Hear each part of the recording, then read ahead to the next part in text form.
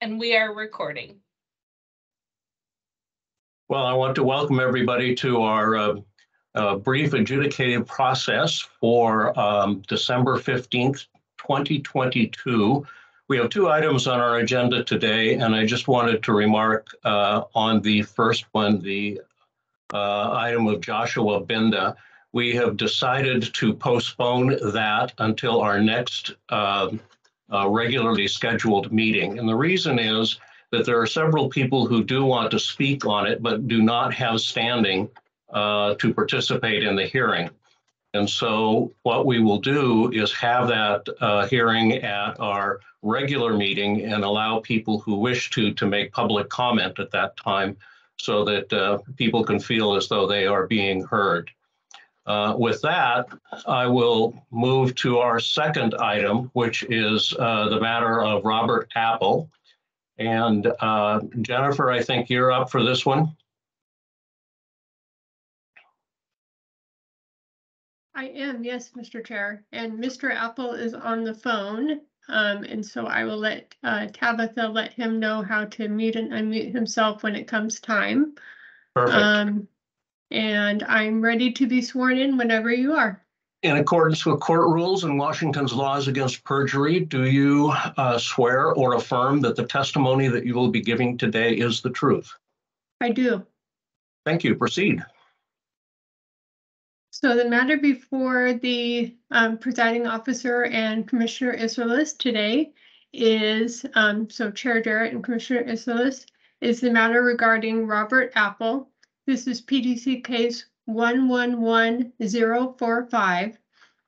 PDC staff is alleging that Robert Apple, who was a 2022 candidate for Spokane County Commissioner, violated RCW 4217-320 for failing to include sponsor identification on a mailer and for the placement of party preference on that same mailer.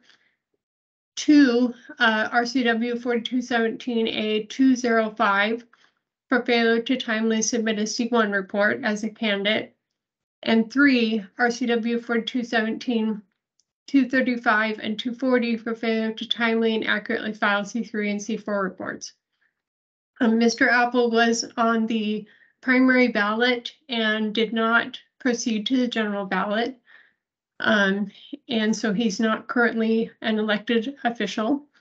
Mr. Apple did file the C1 report, but filed it on June 21st. It was due no later than June 2nd. PDC staff received a complaint from the public that was filed by David Green on July 18th that alleged the violations of 320 for sponsor ID and then failure to timely file the C1 and C3s and C4s. And through this process, staff has received a written response from Mr. Apple, which I believe he would like to supplement today with some verbal testimony, indicating some mitigating factors that kept him from being able to timely register and report specifically. Mr. Apple also was originally given a statement of understanding in order to resolve this case and to avoid a hearing, and that was for the failure to include sponsor identification on the mailer and for the late and inaccurate C4 reports. That statement of understanding was given to him and with a deadline of November 29th, and it was given with a penalty of $200. Today, staff is recommending that the presiding officer find violations of RCW 4217A and assess at least a $200 penalty, which would be the same as the penalty that was originally provided to Mr. Apple through the statement of understanding. The chair, of course, could increase that penalty, suspend the penalty, and of course include conditions related to that. Mr. Apple is not currently an elected official, however, he has run before, and so if the chair would like to consider at least a $200 penalty and then increase or decrease with conditions as you see fit, I am available for questions. There are some other pieces of information that were included in the memo that the presiding officer, Mr. Chair, that you and Commissioner Esseles have already reviewed. A copy of that was also sent to Mr. Apple. And as I mentioned, Mr. Apple, I believe, would like to supplement his written materials, which you have also reviewed. So I'm available for questions if you have any. Have all of the submissions now been made? Yes, Okay, so he's up to speed in terms of the submissions. correct. Okay. Mr. Apple, do you wish to make a comment? And Mr. Apple, it is *6 to unmute yourself. And Mr. Lotmore, the Binda matter has been held over. If that is your question, I did see your hand. Tabitha, he's saying he can't hear anything, so I'll get back to him. Oh, okay. Mr. Apple?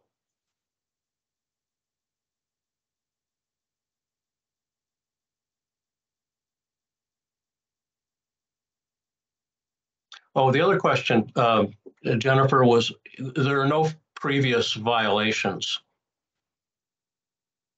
There's no previous violations that Mr. Apple received a warning letter for a previous violation from the 2021 for a 20. I'm sorry, it was either a 2020 or 2021 campaign, but there was no penalty that was assessed, so the penalty wouldn't increase based on that prior violation. That is the reason, though, why staff suggested that a statement of understanding was an appropriate resolution. So, and I let Mr. Apple know that that was the reason why. Do we have Mr. Apple yet? It does appear that he has unmuted himself, but it's not working. Is he the 509 number? He is. Mr. I think Apple. I'm sorry? I was going to say it shows up that his camera is off, but it shows up on my screen that he is unmuted. Yes, so if it's not working, you may need to drop off and rejoin Mr. Apple. I don't know if you want to try that, if the mute is not working. He appears to be doing that. Yeah, so he'll be back in just a moment.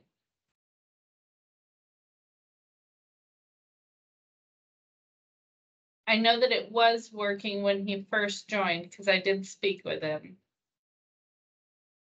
Not quite sure what happens sometimes.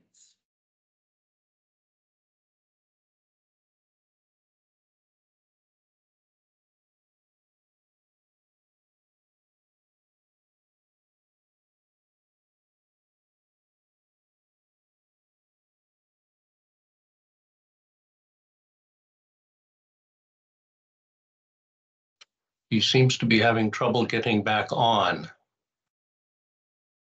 Oh, there he is. And then I just have to switch his permissions once he's in. So bear with me 1 second. And there you go, Mr. Apple. See if *6 works.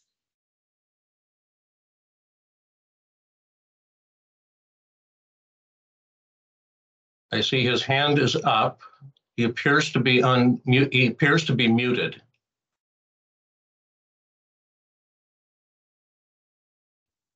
Can we perhaps call him? Yes, I did write down his number, Mr. Apple. I will. Oh, I think we've got him. Mr. Yes, Apple? can you hear me? Yes, we can.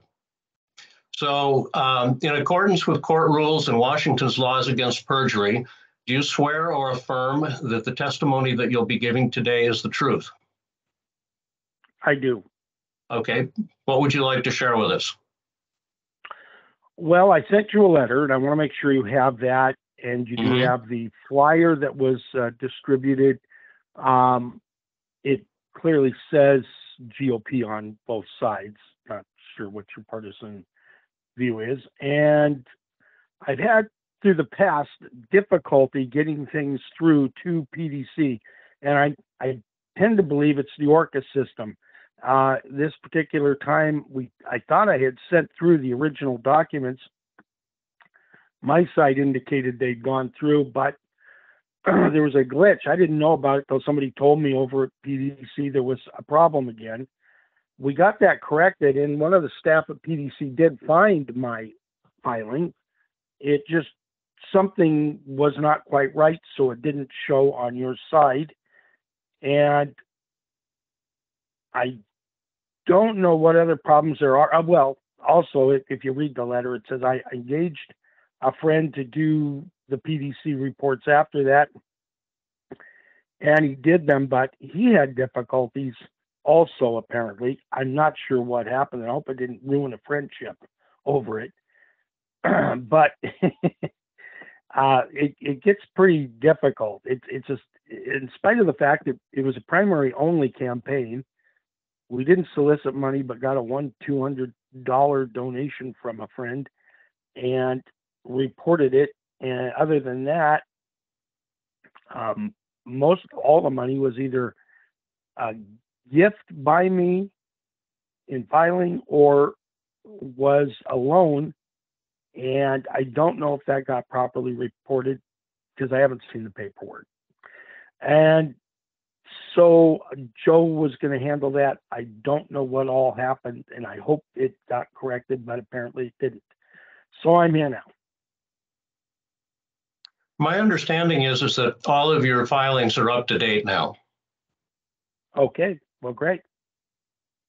And the only difficulty then was just the initial filing, and that was a computer problem that occurred, and I was aware, well, my letter states it, so if you read my letter, you'll see that.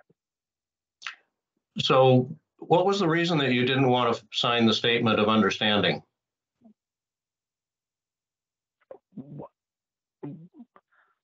Well, I didn't think a fine was appropriate, but you know, I don't think we did anything wrong. I don't think there was any intent to do anything wrong, and the campaign didn't even make it past the primaries. So I can't see where we did anything intentionally wrong to be subjected to a fine. Okay. Well, thank you. I appreciate that. I will bring this back, and I will find that Mr. Apple has violated RCW 4217A320 for failure to include sponsor identification, and in 4217A205 for failure to have a timely C1, and 4217A235 and 240 for failing to accurately file C3 and C4 reports. I will assess a fine of $200. I will suspend $100 of the dollars on the condition that there are no further violations over the next 4 years.